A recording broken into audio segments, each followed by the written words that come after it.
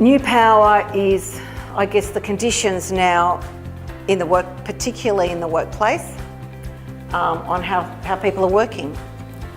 The old hierarchy is being dismantled. Now everyone has access to knowledge, so knowledge isn't power anymore. We connect with people in an organisation in very different ways. It's not just top down. So it's important that when we introduce change or we communicate with people, we don't just think that if the message has come from the CEO, it's top down, everyone's going to do it. That's not how power works anymore. Power is a lot more distributed and shared. And in an economy and a place now with social media, particularly outside work and inside work, people are building relationships across silos a lot faster and a lot better, a lot stronger relationships. The voice you now have as an employee can be just as powerful as the voice of the CEO if you become a key influencer on social.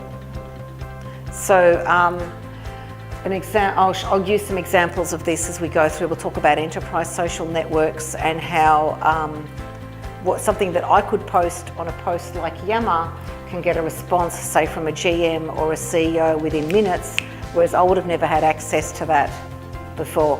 It's a hack, it's a real cut through that power and what used to be like layers and layers of power to get a message across and to get buy-in.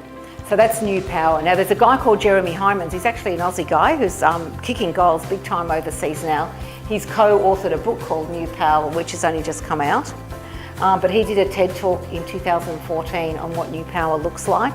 I also reference it in my book on page 84.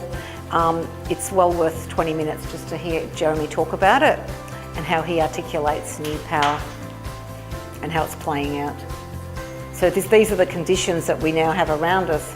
The VUCA, the new power, the globalisation, more millennials in the workplace, hyper-connected, all these things are happening now which have just created a whole new world for us to work in.